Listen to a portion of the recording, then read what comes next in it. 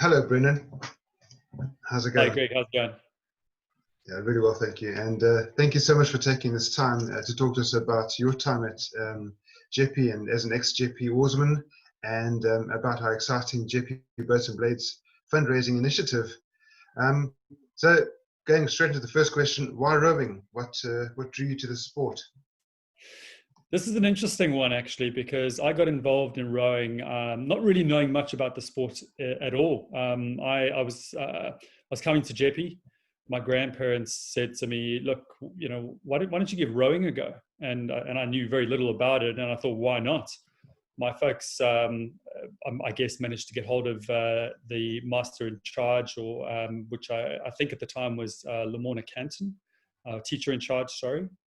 And of course, I think Fritz Roberg was then head of rowing.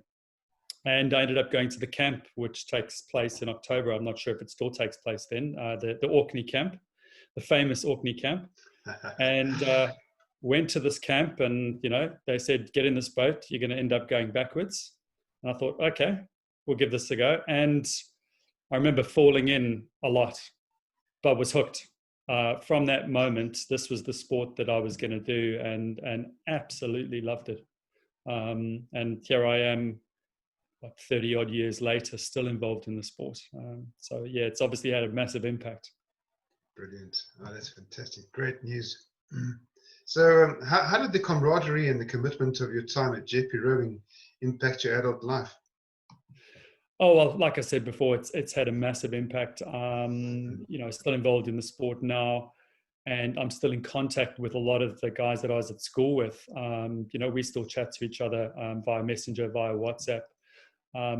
It's a bond that I think will stay with us until the day we leave this earth. It's the times I think we've shared together in a boat. And they're special times because you suffer together, you succeed together, and you go through this real roller coaster of emotions throughout the journey through rowing at Jeppe. And it's a bond that you can't break. And I look at my rowing coach through my years at Jeppe. Ben Bernan coached me for a large number of those years. I'm not sure if you know Ben. But Ben had a massive impact on me, both as an oarsman, but also as a friend later on. And when I left Jeppe, I ended up rowing for VLC, and Ben rowed at VLC, and then we ended up living together later on, and we've become very good friends. So it's one of those sports. I always tell the people I coach, it'll stay with you once it's in your blood. It's there for life, and there's. Even if you don't row or have anything to do with it years later, there's still that connection that you'll always have. Oh, that's true. And in fact, that's exactly how Jeppe Boats and Blades was born. Just old guys, myself and Chris in particular, looking and asking questions about how things happen in champs in 2020. So Yeah. That's how this initiative came to life. So absolutely, it stays with you. Absolutely, So, yeah. no, it's such a good thing. So, what are your thoughts about talking about Jeppe Boats and Blades? What are your thoughts about the initiative?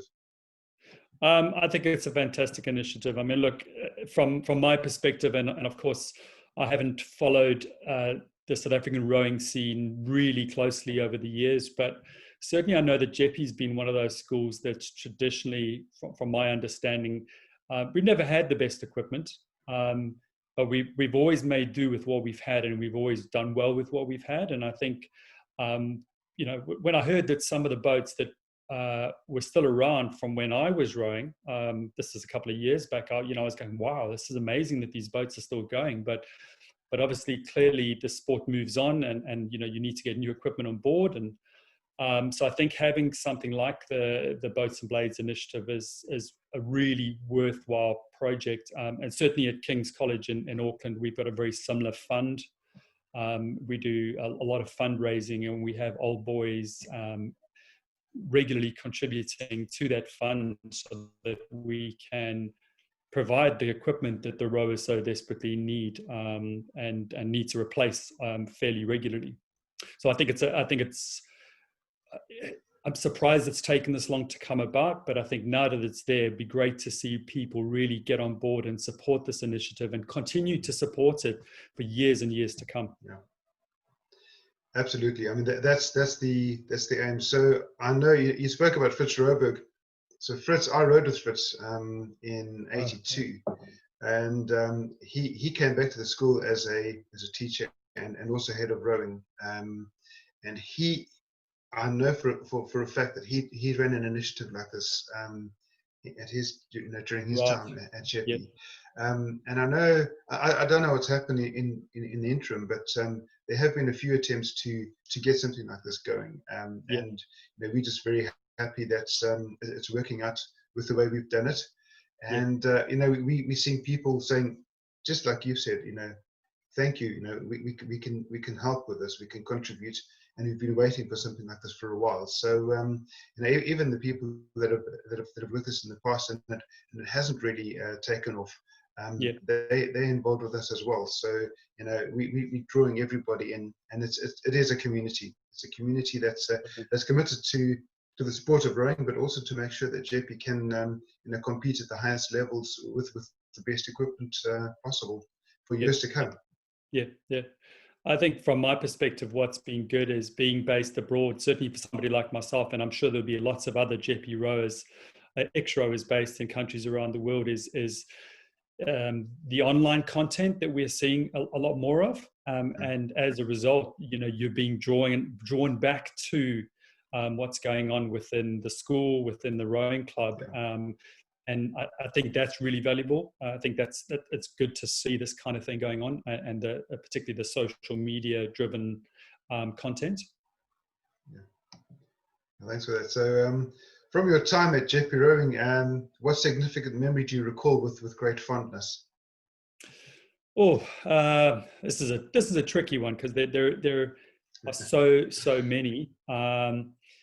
But I mentioned it earlier when we first started chatting. The Orkney rowing camps for me were just something that the memories, I have nothing but good memories about them. They were unique. I've never really gone to a venue like that with all the involvement I've had in the sport. It's unique. I know that at the time it was unique to Jeppe. I think we were the only school that used to go there. I don't know if that's changed at all. It may have, but certainly, the years that I went there and the memories that I have as a result, I think probably top everything else. And of course, who can forget the skits on the last night of camp as well that you all have got to do. I don't know if the guys still do it now, but just it was fun. We trained hard, we rowed hard, but it was fun, and I think that was the key thing. The one thing I say to all the kids that I work with at the moment is the most important thing is having fun. Because if you're having fun with your mates, then the hard work kind of doesn't feel like hard work a lot of the time.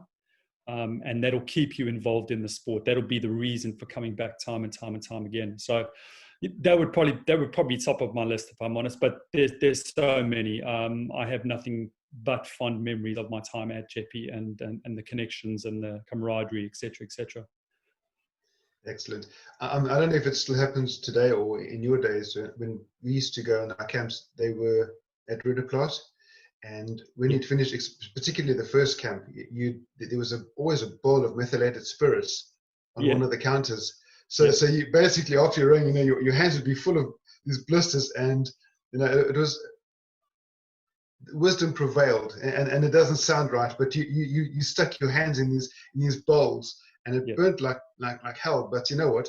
At the end of the day, by the end of that camp, your hands were, let's just say, rowing ready. They were hard enough for you not to get blisters again for the rest of the season, which is great. Yeah.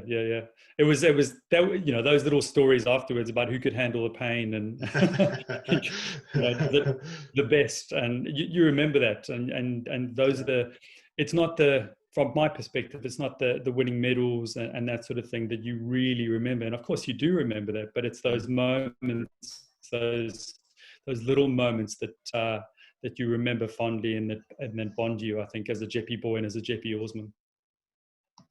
Absolutely, absolutely. Well, Brent, thanks so much for your time. It's been amazing to speak to you. Thank you for your stories. Else out there, please go check out our website at www.jpboatsandblades.co.za. Until then, keep calm, keep pulling together for gold, and we'll see you on the website and on social media. Thank you. Bye.